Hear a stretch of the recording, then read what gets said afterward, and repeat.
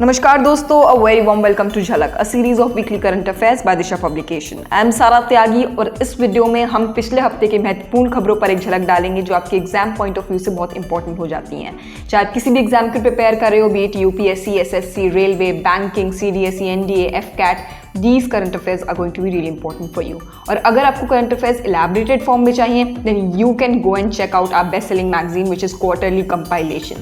Along with that, the PDF link will be provided to you in the description box, which is also the link to the Telegram channel. You'll go there and find the PDF of this video. चलिए शुरुआत करते हैं अपने first segment से for the month of March, which is People in News. First person who's in news is Shane Warne. Shane Warne, he's recently passed away due to the suspected heart attack, as they are saying. He was 52 years old cricketer from Australia, or he was a right arm leg spinner who is widely regarded as one of the finest bowlers in the cricket history. ठीक है? He was named as one of the 5 wisden cricketers of the century by panel of cricket experts in 2000. The only specialist bowler in the quintet and only one still playing at that time. ठीक है? दूसरी चीज़, जो उनका 15 साल का career रहा है Australia में, उसमें 708 टेस्ट विकेट्स एंड 1999 में he won cricket world cup also. Along with that in 2009 he was awarded as the Marylebone cricket clubs honorary life membership. ठीक है, ये थे Shane Warne. Along with that the other person whose news is M.K. Stalin. M.K. Stalin is in news because he has recently released his autobiography. इनकी autobiography का नाम है उन गलील उरुवान। ये बेसिकली राहुल गांधी द्वारा रिलीज़ की गई थी और DMK के ये मेंबर हैं, तमिलनाडु के चीफ मिनिस्टर रहे हैं, और ये इनकी ऑटोबायोग्राफी है। ठीक है, उन गलील उरुवान, which also means one among you. अगला पर्सन देखते हैं, वो Sanjiv Kapoor. Sanjiv Kapoor has been appointed as the new CEO of Jet Airways. ठीक है, इससे पहले ये प्रेसिडेंट रहे हैं ओबरॉय होटल्स के, and he has also worked as chief operating officer of SpiceJet and chief strategy and commercial officer at Vistara. ठीक है, अगला पर्सन इन न्यूज़ है अश्नीर ग्रोवर। अश्नीर ग्रोवर रिसेंटली हमने देखा बहुत ज़्यादा न्यूज़ में थे because he resigned from BharatPe as an MD and director. क्यों रिजाइन किया इन्होंने? Because there were some family disputes and misappropriation of funds, company's funds. इनके ऊपर ऐसी एलिगेशंस लगाई गई थी। इनके बारे में थोड़ा सा बता देती हूँ। He is a co-founder and he was a co-founder and managing director of BharatPe, which is also a leading Indian fintech company and has resigned recently. He owns 9.5% stake worth rupees 1915 crore. Okay, 1915 crore Bharat पे में इनके shares हैं, which is 9.5%, और विच is also the single largest individual share holder he is of the company. दूसरी चीज़ जो भारत पे है वो 19th इंडियन स्टार्टअप है जो कि यूनिकॉर्न लिस्ट में भी आया था 2021 की। ये इतना याद रखना है क्योंकि ये पूछा जा सकता है एग्जाम में, इससे रिलेटेड क्वेश्चन बन सकता है, वन डे एग्जाम पर्सपेक्टिव से इंपॉर्टेंट हो जाता है। अगला पर्सन देखते हैं, who is Mithali Raj. Mithali Raj has become the first women to appear in the 6 World Cups. She is the only third cricketer overall to play 6 World Cup after Sachin Tendulkar and Javed Miandad. Okay, she has played ICC Women's Cricket World Cups in 2000, 2005, 2009, 2013, 2017 and now in 2022. कहाँ पे हो रहा है world cup? अभी हम इसके बारे में भी बात करेंगे आगे। ऑब्यूचरीज देख लेते हैं। General SF Roging. He has recently passed away. He was 88 years old and he served as a chief of the Indian Army from 1990 to 1993 तक ये इंडियन आर्मी के चीफ रहे हैं, जनरल SF Roging। दूसरी चीज़ इनके बारे में इंपॉर्टेंट है, he was also the governor of Punjab from 2004 to 2010। Along with that 2 बार इन्होंने नेशनल सिक्योरिटी एडवाइजर बोर्ड भी चेयर किया है। Let's move towards the other segment which is important days. International women's day week है। International women's day कब मनाया जाता है ये मुझे आप कमेंट सेक्शन में बताएंगे। ठीक है, let's talk about the international women's week. कब से शुरू हो रहा है? 1 मार्च से शुरू हो रहा है और ये पूरा हफ्ता जो पिछला हफ्ता भी रहा है, इसको हम as a international women's day week celebrate कर रहे हैं from 1 March as an iconic week as part of Azadi ka Amrit Mahotsav. हमने बहुत सारे ऐसे इवेंट्स देखे हैं जो आज़ादी के अमृत महोत्सव में सेलिब्रेट हो रहे हैं, ठीक है। सो वीक लॉन्ग सेलिब्रेशन होगा जिसमें कि the ministry will organize various events and social media campaigns covering the variety of themes related to women's safety and empowerment. Okay, अगला दिन देखते हैं which is world wildlife day 2022। कब मनाया जाता है? It is observed on 1 March. इसकी theme रही है recovering key species for ecosystem restoration. Okay, the day also reminds us of the need for fight against wild life crime and human induce reduction of species causing various wide-ranging economic, environmental and social impacts। ठीक है, अगला day देखते हैं which is world hearing day. World hearing day observe होता है 3 March को। इसकी theme है to hear for life listen with care. ये थीम्स जो है पूछी जाती हैं एग्जाम्स में, इसलिए मैंने कवर अप की है इसमें। The day aims to raise awareness on how to prevent deafness and hearing loss and to promote ear and hearing care across the world। ठीक है, on the World Hearing Day 2022, WHO जो है it focuses on the importance of safe listening and means of maintaining good hearing across the life course। ठीक है, because आजकल क्या है हम देख रहे हैं नॉइज पोल्यूशन बहुत ज़्यादा बढ़ गया है। अगला दिन देखते हैं which is national security day. National security day observe होता है 4 मार्च को। This day aims to show gratitude towards all security forces including policeman, paramilitary force, commando guards, army forces, army officers and the persons who are involved in security of the nation. ठीक है, who sacrifices their life in maintaining the peace and security of the people of the country. और 4 March को जो है national security council establish हुआ था, इसलिए ये दिन 4 मार्च को मनाया जाता है। 1966 में मिनिस्ट्री ऑफ लेबर के अंडर, गवर्नमेंट ऑफ इंडिया के under national security council establish हुआ था। और जो फर्स्ट नेशनल सिक्योरिटी डे था इट वाज ऑब्जर्व्ड ऑन 1972। ये भी पूछा जाता है, जो यूपीएससी के एग्जाम्स है फॉर एग्जाम्पल सीडीएस और एनडी में पूछा जाता है कभी कभी ये। Let's move towards the other day which is world obesity day. 4 March को ऑब्जर्व होता है ये, और इसका थीम रहा है everybody needs to act. This is observed to spread awareness about obesity and encourage action towards its elimination। आजकल हम देख रहे हैं कि कितने ज़्यादा बच्चे भी बड़े भी सब obese हो रहे हैं। इनफैक्ट यूएसए में 22% of the population is obese। The day is organized by the World's Obesity Federation, a non-profit body that is in the official relation with the World Health Organization। Okay? अगला segment देखते हैं which is the sports segment, para archery world championship. क्यों है ये news में? Because para archer Pooja Jatyan she has actually scripted history because she has become the first Indian to win silver in the individual section of para world championships। ठीक है, para archery world championship basically कहाँ पे हुई थी? Dubai UAE में हुई थी। And India has won 2 silver medals for the first time in this championship, इसलिए ये न्यूज़ में है। अगला न्यूज़ देखते हैं from the sports section which is 31st South East Asian Games to be held in Vietnam. ये games जो हैं अब 2021 में होने थे बेसिकली ये, लेकिन लास्ट टाइम कोविड की वजह से पोस्टपोन होकर अब होंगे वियतनाम में मई 12 से लेकर 23 तक होंगे ये। आने वाले सेक्शंस में झलक के हम इसको डिस्कस करेंगे, but as of now Vietnam में होंगे। बिगेस्ट स्पोर्टिंग इवेंट है ये साउथ ईस्ट एशिया का and is a biennial event. और इसमें जो गेम्स हैं वो 40 sports with 526 events attracting around 10,000 participants. ठीक है, और इसका जो मोटो रहेगा 31st साउथ एशियन गेम्स का, वो रहेगा for a strong south East Asia. अगला न्यूज़ देखते हैं which is ICC women's world cup New Zealand. मैंने पहले भी बात की थी इसके बारे में। 2022 का ICC women's world cup New Zealand में शुरू हो चुका है and it kicked of on March 4 New Zealand में। 12th एडिशन रहेगा ये, और इस कब तक चलेगा? अप्रैल 3 तक चलेगा। इंडिया का जो पहला मैच है वो 6 मार्च को है, बेसिकली हो चुका है, और इंडिया का मैच है पाकिस्तान के अगेंस्ट। चलिए बढ़ते हैं अपने अगले सेक्शन की तरफ विच is national news. India's first FSRU होग giant arrives eight Jaigarh terminal. क्या है ये? H. Jaigarh Energy's terminal in Maharashtra. It has received India's first floating storage regasification unit। क्या फुल फॉर्म है ये पूछा जा सकता है एग्जाम में। It is floating storage and regasification unit FSRU This will be India's first FSRU-based LNG receiving terminal as well as the Maharashtra first year-round LNG facility. बहुत बड़ा है ये और पहली बार ऐसा हुआ है कि ये फर्स्ट फ्लोटिंग FSRU यहाँ पे इतना बड़ा रिसीव हुआ है बेसिकली। अगली न्यूज़ देखते हैं which is Pune's metro rail project. Pune में मेट्रो रेल रिसेंटली इनॉग्रेट की थी नरेंद्र मोदी जी ने ऑन 6 मार्च।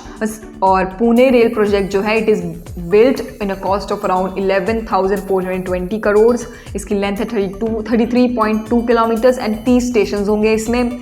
और ये इसका बेसिकली ये जो मेक इन इंडिया प्रोजेक्ट हमारी है गवर्नमेंट ऑफ इंडिया का, उसके अंडर इस फर्स्ट मेट्रो रेल प्रोजेक्ट को पुणे में बनाया जा रहा है। और इसकी जो कोचेज़ होंगी एल्यूमिनियम बॉडी कोचेज़ होंगी, इंडिजिनली मैन्युफैक्चर है ये सब कुछ इसमें। अगली न्यूज़ देखते हैं India's first indigenous flying trainer Hansa NG.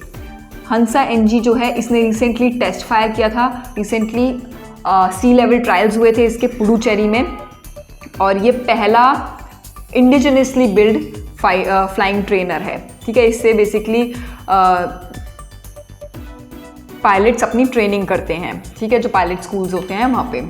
Hansa NSG was flown from Bengaluru to Puducherry on February 9th, covering a distance of 140 nautical miles in 1.5 hours at a cruising speed of 155 kilometers hours. ठीक है, सी level trials हुए थे इसके to evaluate handling qualities, climb cruise performance, बार्क landing structure performance, basically इसका performance check करने के लिए। अगली न्यूज़ देखते हैं Ujjain creates Guinness records by lighting 11.71 lakh diyas. ये पूछा जा सकता है, वेरी इंपॉर्टेंट फॉर एग्जाम। कहाँ पे हुआ है? उज्जैन में गिनीज वर्ल्ड रिकॉर्ड हुआ है। 11.71 lakh clay lamps that is diyas 10 minute में जलाए गए थे। कौन सा ओकेजन था? शिव ज्योति अर्पणम महोत्सव, महाशिवरात्रि के दिन। ठीक है, ये इंपॉर्टेंट है। With this they broke the earlier record जो कि अयोध्या में था। 3 नवंबर को दिवाली में अयोध्या में 9.41 लाख दियाज जलाए गए थे, लेकिन इस बार जो है इन्होंने वो रिकॉर्ड भी ब्रेक करके 11.71 लाख दियाज जलाए थे। और उज्जैन को हम लैंड ऑफ महाकाल भी बोलते हैं। अगले न्यूज़ देखते हैं एक्सरसाइज वायु शक्ति। एक्सरसाइज वायु शक्ति जो है ये पहली बात तो ये कि ये 3 साल में एक बार होती है। लास्ट एक्सरसाइज हुई थी 2019 में। इंडियन एयरफोर्स की ये एक्सरसाइज है, मिलिट्री एक्सरसाइज। और इस बार जो है पोखरान रेंज जैसलमेर में होगी। 7 मार्च से शुरू होगी ये। हमारे जो प्राइम मिनिस्टर नरेंद्र मोदी हैं वो इसके चीफ गेस्ट रहेंगे। A total of 148 aircraft from the Indian Air Force will participate in this exercise और रफाल जो है इसमें पहली बार पार्टिसिपेट कर रहा है। ठीक है, एक्सरसाइज वायु शक्ति याद रखना है, 3 साल में एक बार होती है, इसलिए इंपॉर्टेंट है। अगली न्यूज़ देखते हैं India's first ambulance for street animals launched in Tamil Nadu. Tamil Nadu में पहली एम्बुलेंस इंडिया की फॉर स्ट्रीट एनिमल्स लॉन्च हुई है। कहाँ पे? चेन्नई में लॉन्च हुई है। It has started blue cross of India in collaboration with international animal welfare organisation. 4paw एक ऑर्गेनाइजेशन है, उसके साथ मिलके ब्लू क्रॉस ऑफ इंडिया ने स्टार्ट की है। जैसे कि रेड क्रॉस है ऐसे एक ब्लू क्रॉस है। मद्रास हाई कोर्ट की जो जस्टिस हैं डॉक्टर अनीता सुमंत, उन्होंने ये लॉन्च की है। सो ये भी पूछा जा सकता है कि किसी एग्जाम में। Stray animals care programme will be the hospital on wheels with the onboard veterinarian to provide on site treatment और to injured and sick street animals. ठीक है, अगला सेगमेंट की तरफ बढ़ते हैं which is international arenas. MEA, Ministry of External Affairs, has unveiled special logo for 75 years of Indo-Dutch diplomatic relations. Okay, Indo-Dutch diplomatic relations के ऊपर एक नया लोगो रिवील किया है मिनिस्ट्री ऑफ एक्सटर्नल अफेयर्स ने। बेसिकली 75th एनिवर्सरी सेलिब्रेट की थी इन्होंने और नीदरलैंड्स और इंडिया के बीच में। Sanjay Verma who is the secretary also और Martin van ambassador of Kingdom of Netherlands, इन दोनों के बीच में एक ये जो लोगो था वो लॉन्च हुआ था। ये अपने स्क्रीन पर देख सकते हैं, this is the logo, it looks like a lotus. अगले न्यूज़ की तरफ बढ़ते हैं which is Swiss to become world's first airlines to use solar aviation fuel. Swiss airlines जो है इंटरनेशनल एयरलाइंस है ये और it is a parent company इसकी जो है वो है लुफ्थांसा ग्रुप। लुफ्थांसा एयरलाइंस आपने सुना होगा। It has partnered with Switzerland based solar fuel startup Synhelion. ठीक है, अब ये सोलर एविएशन फ्यूल पे काम करेगी। फर्स्ट एयरलाइन बन चुकी है ये और ये फर्स्ट कस्टमर भी है सोलर कैरोसिन के। इन 2023 में ये सोलर कैरोसिन से भी अपना सोलर एविएशन फ्यूल बाय करेंगे। सन टू लिक्विड फ्यूल भी बोला जाता है इसे। अगली न्यूज़ की तरफ बढ़ते हैं, which is US, EU, UK. They have decided to eliminate selected Russian banks from SWIFT. So this, how can we ignore this news, which is related to Russia, of course. Russia and Ukraine का conflict से related ये news है. Canada, USA और जो European union के allies हैं उन्होंने decide किया है कि रशिया को हम स्विफ्ट पेमेंट बैंक जो है उससे अलग करेंगे, रिमूव करेंगे, ठीक है, from the inter bank messaging system of Swift. This is a very big step that will cut off the country from the much of the worldwide financial system. So basically sanctions भी लगाए जा रहे हैं. So उसी के मद्देनजर रखते हुए ये वाला स्टेप भी लिया गया है. Russia's removal from SWIFT. SWIFT का फुल फॉर्म क्या है? Society for world wide inter bank financial telecommunication. ठीक है, this will mean that Russia's bank will not be able to communicate securely with foreign banks, other foreign banks. Basically अगर Russia का कोई bank है और Singapore में कोई bank है तो they will not be able to communicate. Previously Iran was removed in 2014. ये भी याद रखना है, from the developments to nuclear programs in Tehran. ठीक है, जो उसने तेहरान में न्यूक्लियर प्रोग्राम्स उनके डेवलप हो रहे थे उसके मद्देनजर रखते हुए 2014 में उनको भी निकाल दिया गया था इससे. स्विफ्ट है क्या एग्जैक्टली? जैसे मैंने बताया, Swift stand for society for world wide inter financial telecommunication and it is an independent enterprise which is based in Belgium. SWIFT serves as internal communication mechanism between around 11,000 banks and financial institutions for more than 200 countries and territories. So एक बहुत बड़ा एक network है, 11,000 banks in 200 countries. So उसको Russia को उससे अलग कर देना will also impact Russia's economy. अगली न्यूज़ भी रशिया से. Russia has destroyed the largest plane in the world. Very important, largest plane in the world का क्या नाम है? मिरिया. आपके एग्जाम पॉइंट ऑफ व्यू से बहुत इंपॉर्टेंट है, do not miss this.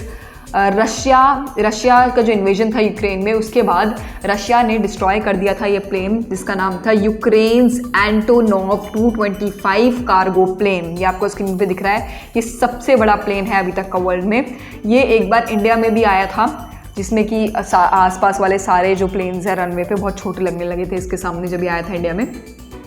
The plane was destroyed outside Kyiv जो कि कैपिटल है यूक्रेन की. According to weapons manufacturers Ukroboronprom, restoring AN-25 Mriya would cost around 3 billion. So basically इसका जो restoration होगा $3 बिलियन का लगेगा and it will take around 5 years now. ये एयरक्राफ्ट जो है एक यूनिक एयरक्राफ्ट है वर्ल्ड का.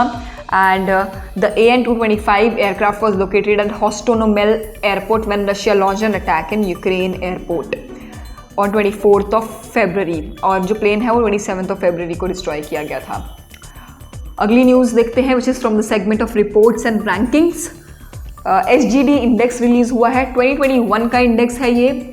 सस्टेनेबल डेवलपमेंट गोल्स जो हैं, सस्टेनेबल डेवलपमेंट इंडेक्स रिलीज होता है ये. 120th पोजिशंस हैं इंडिया की इसमें. और जो इंडिया का स्कोर रहा है that is actually 60.07 out of 100. और लास्ट ईयर जो इंडिया की रैंक है that was 117. So India index measures countries total progress towards achieving 17 sustainable development goals. जो ये आपको स्क्रीन पे दिख रहे हैं 17 गोल्स, ये कौन सी कंट्री कितना प्रोग्रेस कर रही है उसके ऊपर होता है. Finland has actually top this list. अगला वो देखते हैं रैंकिंग्स एंड इंडेक्स क्या है, reports and rankings basically. Knight Frank की रैंकिंग है. India ranks 3rd in the billionaire population globally. India has ranked 3rd in the terms of most number of billionaires population globally in 2021 as per Knight Frank's latest edition of the Wealth Report 2022. So basically India में जितने भी billionaires हैं उनकी संख्या ज़्यादा है. As the number of ultra high net worth individuals in India increased from 11% in 2021 to 145 billionaires. 145 billions, which is a huge number. The highest percentage growth is in Asia Pacific. Asia Pacific region में सबसे ज़्यादा billionaires रहते हैं. According to UHNWI are the individuals who have net asset of $30 million से ज़्यादा की जिनकी net asset होती है, which is 226 करोड़ से ज़्यादा की. The list has been topped by US and China of course. Last segment देखते हैं इसका. बुक्स एंड ऑथर्स है. The blue book writer's journal. ये किताब है किसने लिखी है? Written by Indian writer and journalist Amitava Kumar. और इस बुक जो है ये बेसिकली एक आउटकम है उनकी डायरी कीपिंग का. उन्होंने लॉकडाउन पैंडमिक के टाइम जो है एक डायरी कीपिंग की थी जिसमें कि they have used he has used water colours, drawings and words to depict experience and both individual and collective of the pandemics. अगली जो इंपॉर्टेंट बुक है that is the queen of Indian pop, इस हफ्ते की सृष्टि झा ने लिखी है। ये इनके पिताजी जो हैं बेसिकली विवेक कुमार झा, उन्होंने एक्चुअली हिंदी टाइटल किताब रखी थी इनकी, उल्लास की नाव। उल्लास की नाव बेसिकली ये भी जो है ऑटोबायोग्राफी है, but this is written in Hindi of Usha Uthup. दोनों ही इनकी ही किताब है, एक हिंदी में है एक इंग्लिश में है। इंग्लिश वाली जो है इनकी बेटी ने टाइटल की है, सृष्टि झा ने। Book's name is the queen of Indian pop, the authorised biography of Usha Uthup. ठीक है, सो ये थे इस हफ्ते के current affairs. I hope you are liking this series and if you are, please do share it with your friends, families. Please spread knowledge, share knowledge, and have a good week ahead. Please do not forget to subscribe and hit the bell icon for more updates. धन्यवाद।